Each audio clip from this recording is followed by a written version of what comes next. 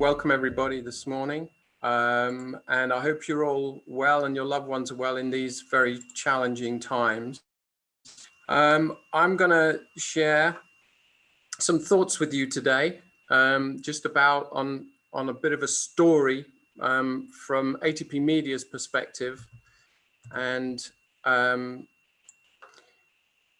this story we've entitled Game, Set and Match. But I guess for those of you who may not quite understand exactly what ATP Media does, maybe this video explains it all a little better.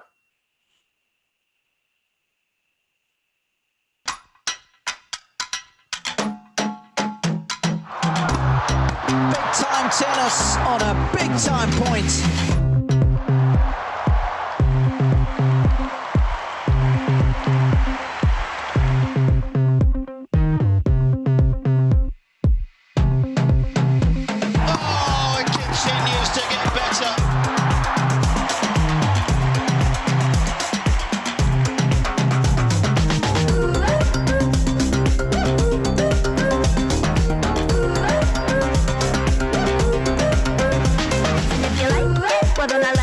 And if you love it, well then I love it. And if you want it, well then I want it. Oh, what? Cause I'm the new best thing. I'm the new best thing. Better than you've ever seen. I'm the new best thing. I'm gonna be the king. I bring that ching, ching, ching. Yeah, I'm the new best thing. I'm the new best thing.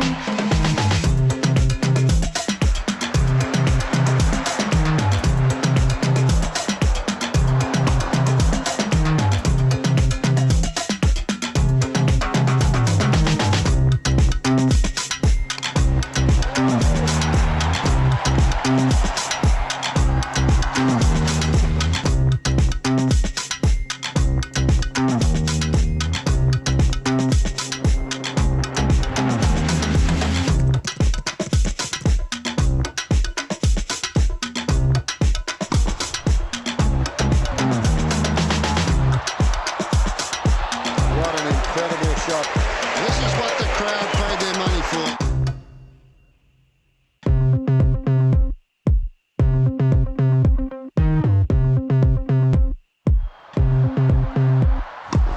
Oh, what a shot! Oh, that's incredible.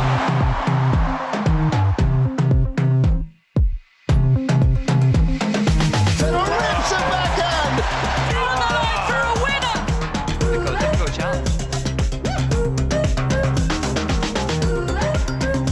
Thanks for the support. Love you guys. Good morning, everyone. This is Martin Cilic here. Thank you to everybody who supported. Hey, Rog, heard it's your birthday, mate. Have a good one. Oh, magnificent. ATP Media. I'm the new best thing. The best seat in tennis.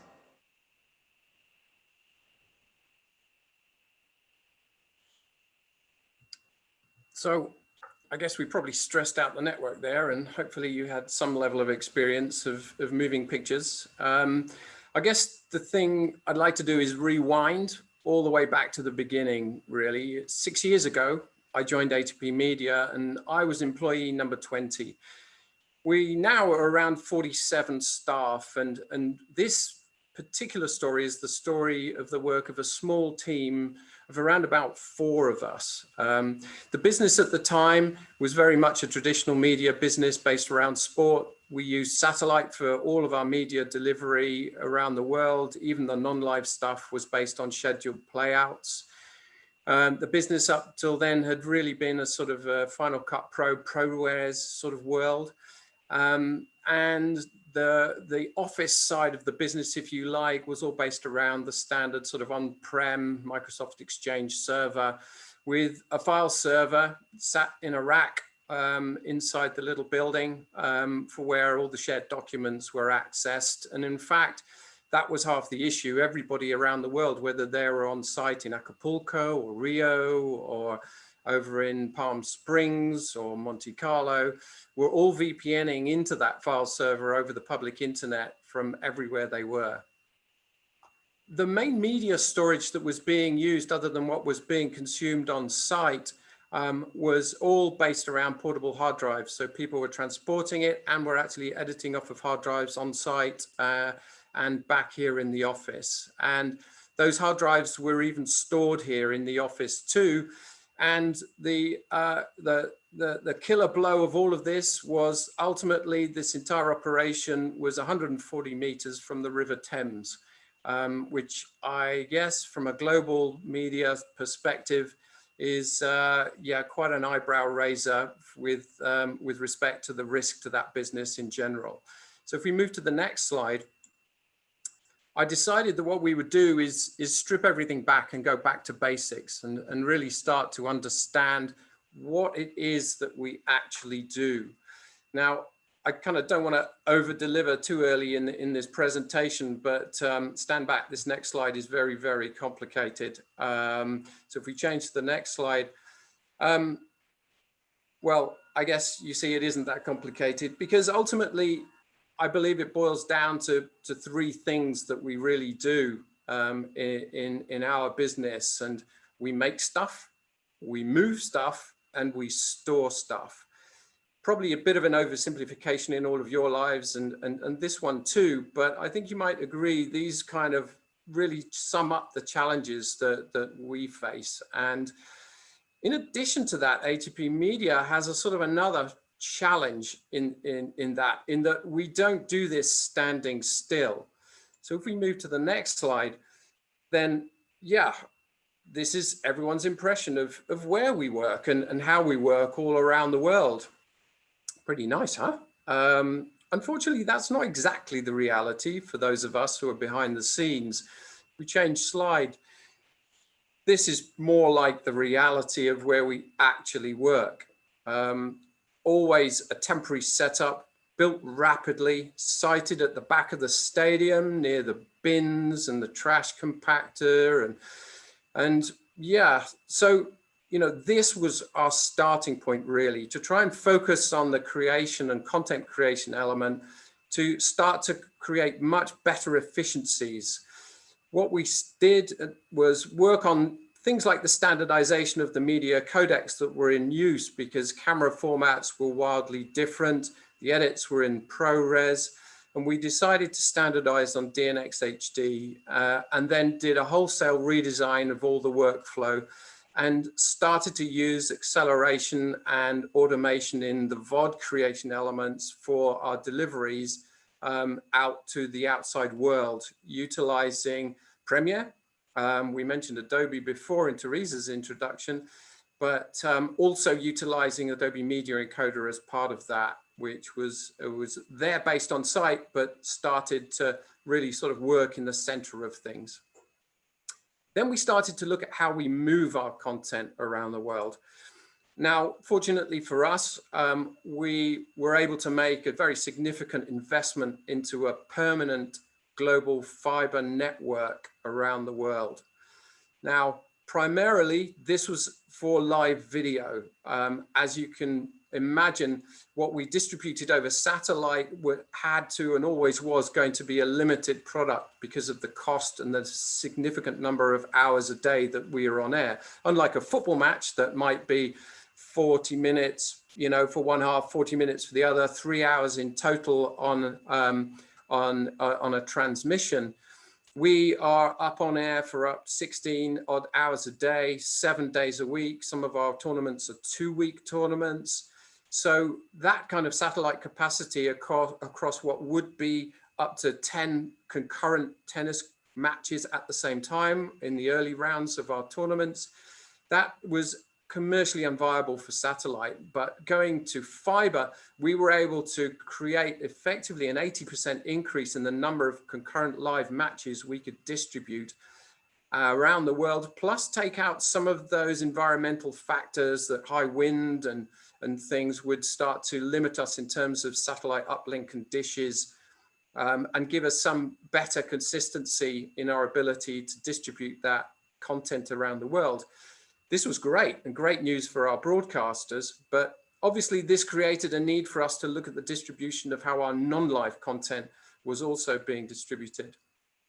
So we went to a new version of our broadcast portal at the time, to a media portal, as we called it, to leverage all of these advantages. So if we change to the next slide, this slide shows the media portal and two of the pages within it. This media portal is the central information resource for all of our international broadcasters. No matter where they are in the world, all of the key information to plan and execute our live tournaments are in this site. This was an important step for us because ultimately, prior to that, a lot of the work in communicating with our broadcasters in a two-way sense was done over emails. And as you can imagine, when things change in tennis, they change pretty rapidly because players can retire, rain can delay matches, courts and matches can move. So we need to be able to communicate. And this was a way to actually centralize that communication and provide documents and video to our broadcasters, but in a secure environment. Now, at the same time of building this, we started our digital workplace migration away from that sort of fixed Exchange server sat in the office into the world of Office 365, and more importantly for us all, into SharePoint, which allowed a seamless interface between document creation and publishing of those documents through this media portal. So this media portal, ultimately at the front end of it, is all based on SharePoint. And the beauty of it for us is that those SharePoint has, by its very nature, built-in security groups, uses the SharePoint lists to understand what the tournament calendar is doing, and allows easy publish for, in effect, a kind of drag and drop world for staff within the business who are using all of the Microsoft products to actually create these documents, to simply drag and drop them across into effectively what looks like their normal storage environment to them, but is actually the gateway into the external communications with our broadcasters. So if we move to the next slide, this portal really allowed us all as well to seamlessly move from that world of the documents and the live communications, but also into the asset management side, which lay underneath.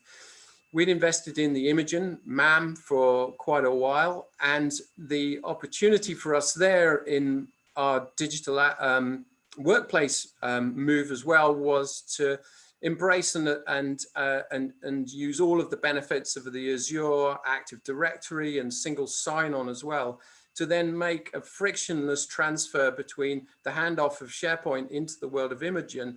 So broadcasters and users simply saw it as one single interface that had both video and documents and live blogging, and told them the weather and all sorts of other things, all in one single experience.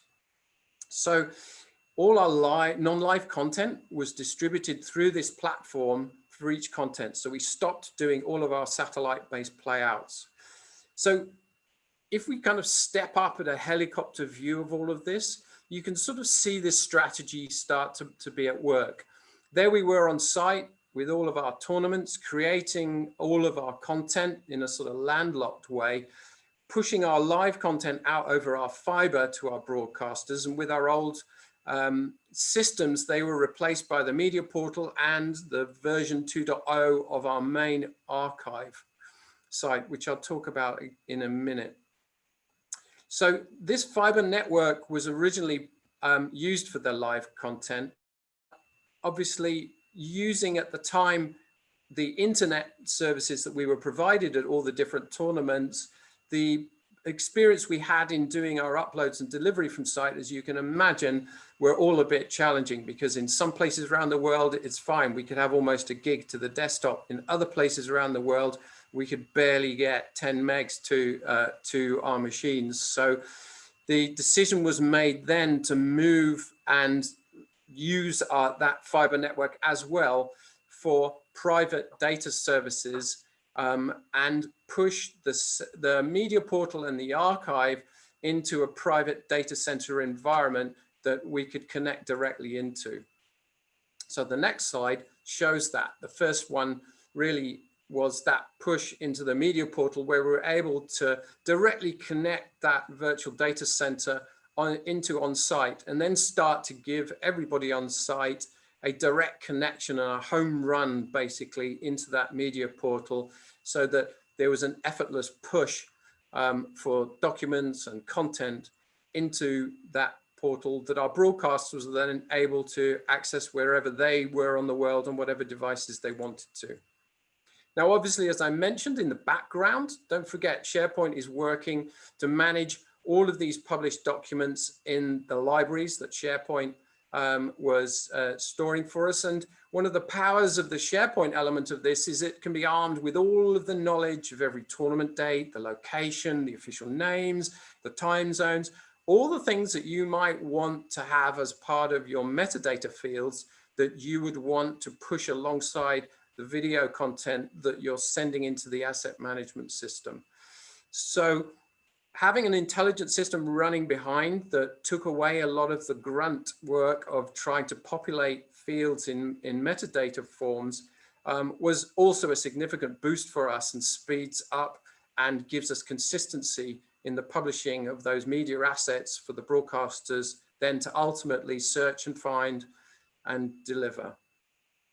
Now, as I mentioned, we had our on-site media encoder running, transcoding all of our content into the world of YouTube and all of those things. And if we move on to slide 16, that shows us our global tournament media solution, which included AMEX, because AMEX, we called it AMEX because we moved it from an on-premise world where it was running on site into a world where we pushed it and virtualized it into the private cloud.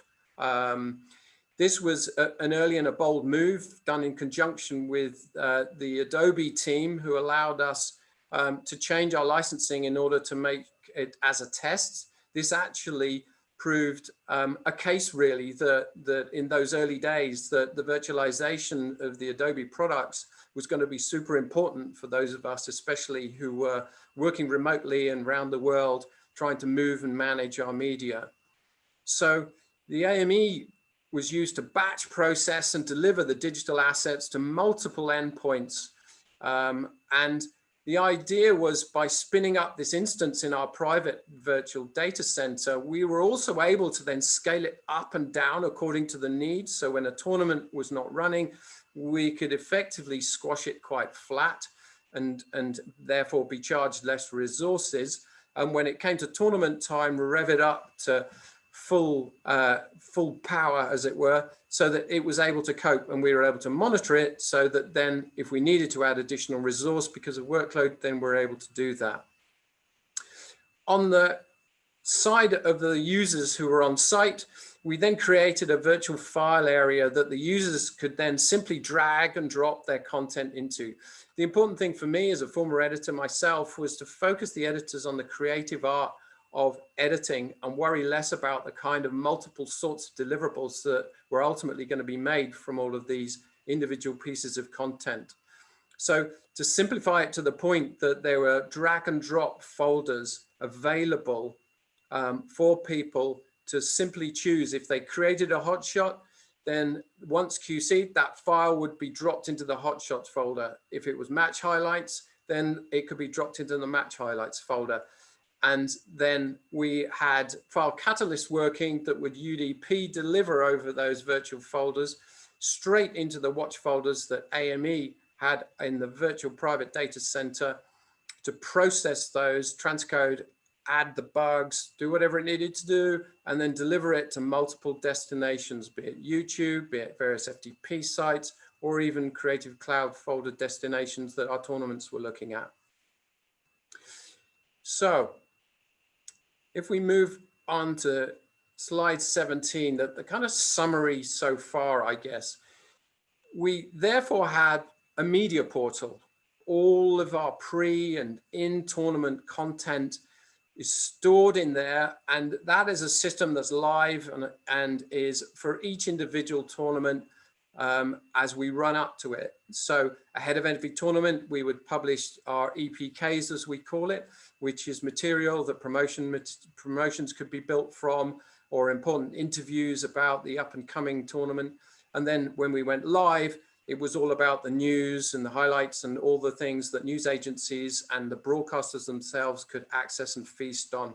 Hundreds and hundreds and hundreds of clips constantly being published.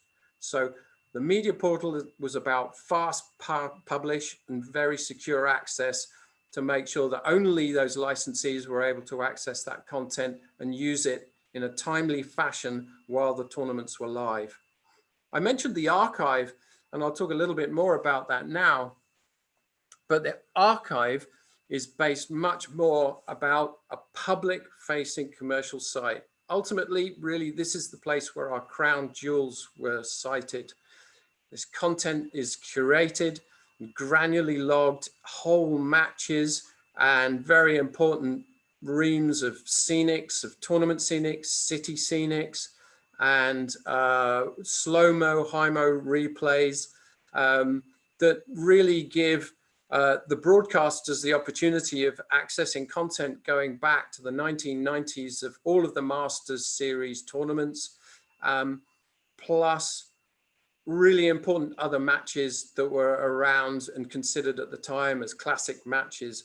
This has been obviously a big godsend in the COVID period, where this resource has been used by all of our broadcasters to fill those time slots when the live tennis simply isn't happening. So I guess the question is then, what about everything else? All the other media that we're doing that isn't the crown jewels and isn't the live stuff, what were we doing to that? So let's move on to slide 18. We started on quite a big project then to start to move to preservation versus archive. And we delineate the difference between those because our archive site, as you remember, is a commercially facing archive. That is a system, as I said, is built in and around the Imogen asset management platform itself. But in the background, we had a significant number of other assets that we didn't feel necessary to put into that forward-facing commercial archive where we granularly logged everything.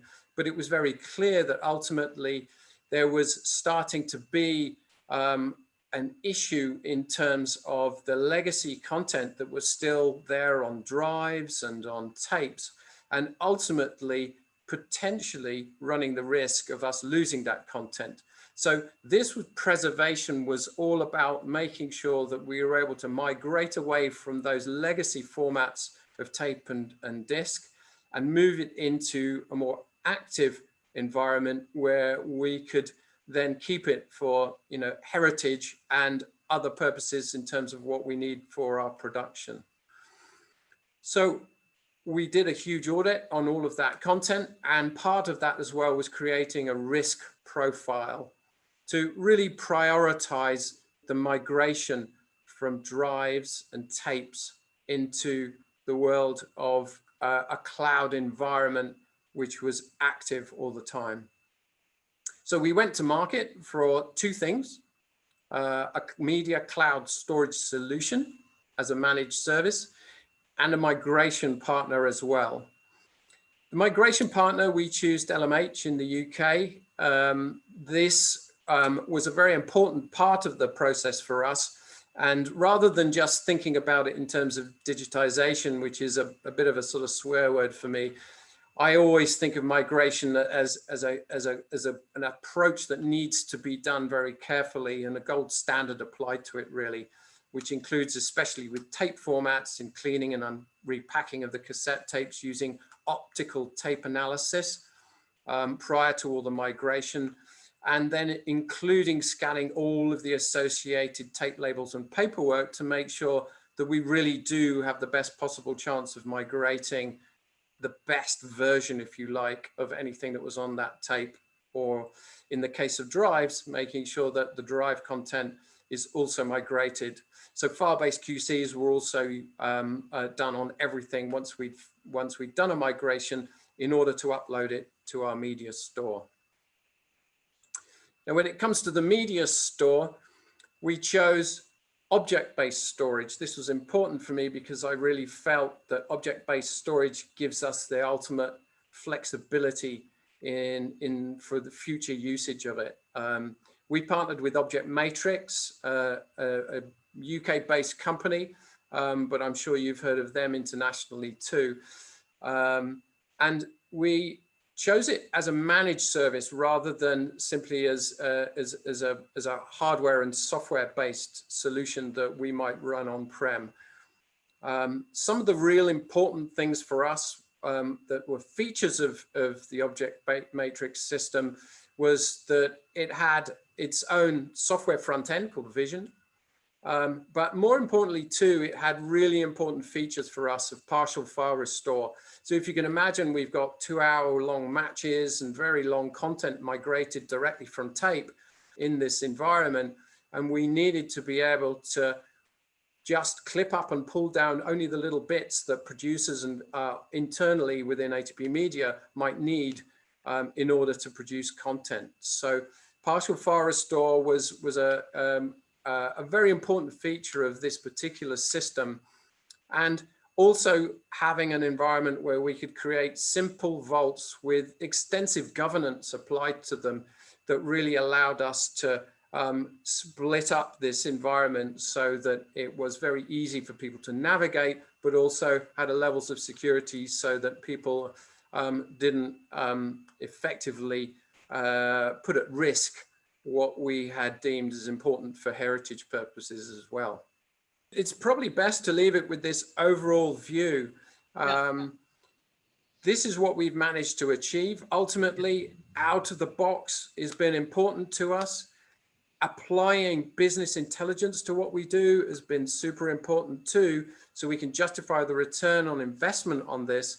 And I hope you can see there from sort of across the board in where we are that we have pretty much sort of covered everything we need, and moving forwards in the future allow us to set the stage for when we potentially move into the world of public cloud and governance with additional features that we're looking at in terms of blockchain. But I guess that's for another time and another story, Teresa. Shane, thanks so much for joining us. There were a couple of questions for you. So I think what would be really helpful is anybody who has those questions, Shane, hopefully you're going to maybe stick around a little bit. If you could perhaps chat with the people who had those questions, that way we won't delay the other sessions, if that's all right. Yep, so they're in the Q&A to. tab. If you want to have a look at those, that would be great. Thank you.